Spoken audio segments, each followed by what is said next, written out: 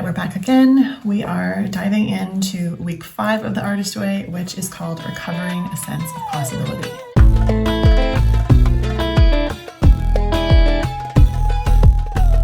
So the little blurb that prepares us for what to expect in week 5, I'll read that to you.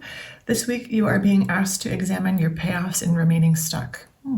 You will explore how you curtail your own possibilities by placing limits on the good you can receive.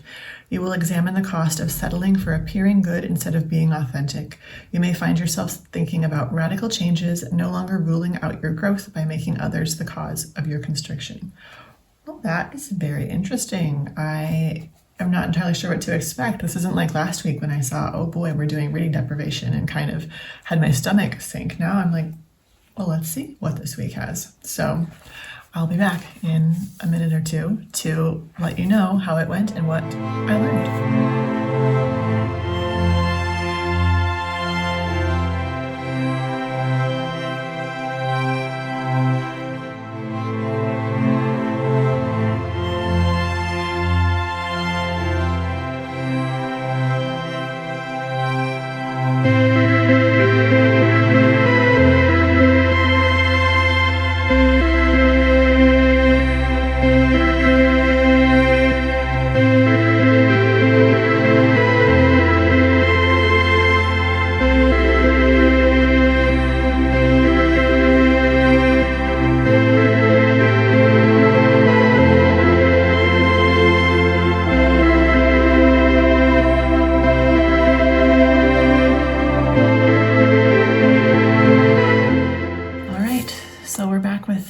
The recap of week 5.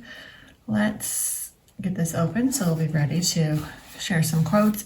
Again, this was the week about recovering a sense of possibility. So I think I'll go through my quotes first and then share how it all went. So I did enjoy this week. I found the theme expansive, and that's a great, wonderful thing. So the first quote, one that's over on the side part, from Sophocles says, "Look and you will find it. What is unsought will go undetected." I thought that was really wonderful. This first section, there's a lot in here about a lot of God talk, a lot of talking about abundance and accepting that from God, creative force. And I didn't really want to particularly highlight a lot of that because while there is some resonance in that, certainly, especially personally, it does feel more personal, and I don't want this to feel preachy at all. I think, as we've talked about before, as she talks about too, in the spiritual side of this, so much of it is spiritual, that it is a personal journey and that we might have baggage around words like God, and that is for each individual person on this journey to figure out. So I didn't want this to feel at all preachy, so let's see, what did I highlight here? A paragraph. I have said before that creativity is a spiritual issue. Oh, right on topic. Any progress is made by leaps of faith, some small and some large. At first, we may want faith to take the first dance class, the first step toward learning a new medium. Later, we may want the faith and the funds for further classes, seminars, a larger workspace, a year's sabbatical. Later still, we may conceive an idea for a book, an artist's collective gallery space. As each idea comes to us, we must in good faith clear away our inner barriers to acting on it, and then on an outer level, take the concrete steps necessary to trigger our synchronous good. That is so interesting and resonant, because we were just talking the other day about this like insatiable human wants and how we always like want more, and so it's such power in knowing what is enough. And this is an interesting parallel to that, because it's not the same at all. It's not this like, oh, I want more. This is like we are slowly opening ourselves up to what we are capable of receiving, the steps we are capable of taking. And I think that's the sort of thing I want to pursue. That's the sort of thing that it's like, okay, I'm going to try doing this first little creative endeavor. And now that is starting to feel like my comfort zone has expanded to include that, now I'd like to expand it a little further. So that's actually a really cool thing. It's like I don't want to always want more and want to up level, material things, but I do want to up level in terms of my comfort zone and in terms of creative expression. Now let's see, there's a section here about finding the river. I did quite a few highlights there, it looks like. With each day, we become more true to ourselves, more open to the positive. To our surprise, this seems to be working in our human relationships.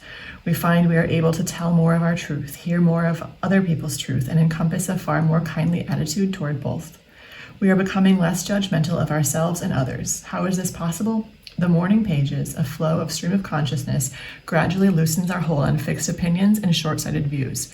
We see that our moods, views, and insights are transitory. We acquire a sense of movement, a current of change in our lives. This current or river is a flow of grace, moving us to our right livelihood, companions, destiny. I just love any reflection on the work that the morning pages do. I just think like they are amazing. They really are just such a powerful, powerful tool. Another quote, by holding lightly to an attitude of gentle exploration, we can begin to lean into creative expansion. By replacing no way with maybe, we open the door to mystery and to magic. I love that it's like that, just baby steps. We replace no way with maybe, not hell yes, but just maybe. Let's give it a try. And one more quote in this section. We tend to believe we must go out and shake a few trees to make things happen. I would not deny that shaking a few trees is good for us. In fact, I believe it is necessary. I call it doing the footwork. I want to say, however, that while the footwork is necessary, I have seldom seen it pay off in a linear fashion. It seems to work more like we shake the apple tree and the universe delivers oranges. And I love that too. It resonates with, it doesn't, okay, so I resonate with like, I want to control, I want to try all of these things because I think they are going to lead to something working. You know, I want to try social media marketing for my books, or I want to try the specific kind of way that I'm going to get them out there, thinking that I can control that I can make it happen. And I suspect that when I achieve the level of success that I would like to achieve, it probably won't come as a direct, I won't be able to make a graph saying, oh, I did this action and I achieved this result. It's going to be saying like, I did all of these actions. I don't know what achieved the result. Or maybe I do know what achieved it and it was something totally, totally random, like random. Let's see, we have something, there's a section here called the virtue trap, which was very interesting.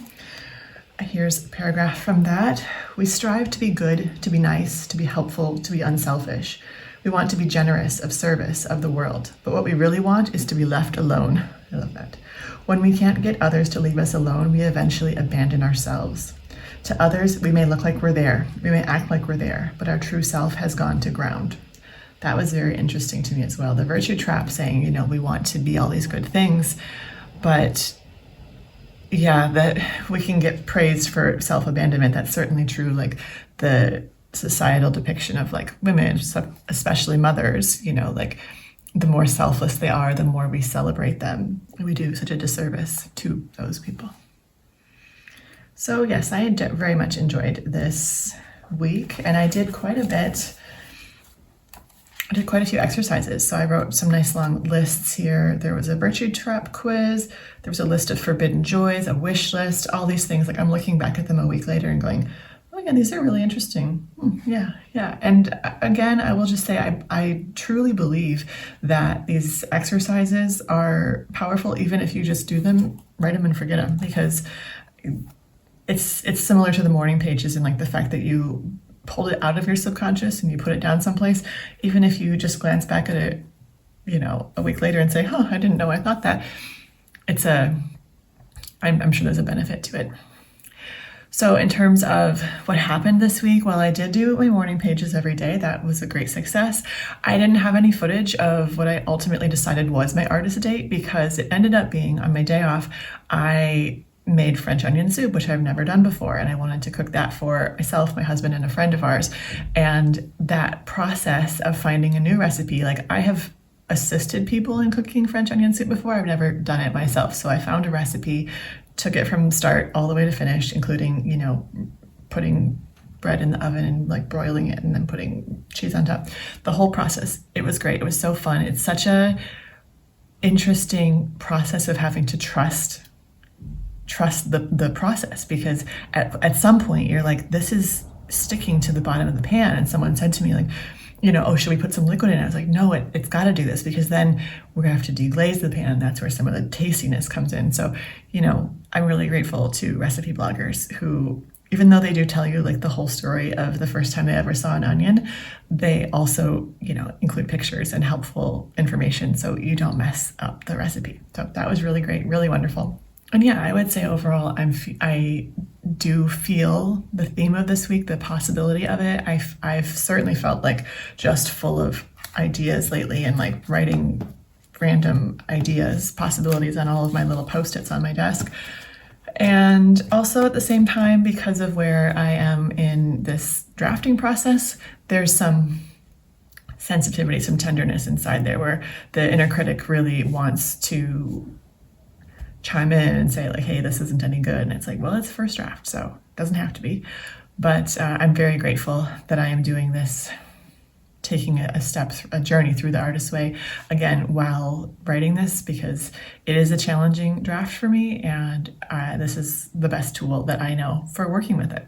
So yeah, that's it for week 5, and I will see you again in a week.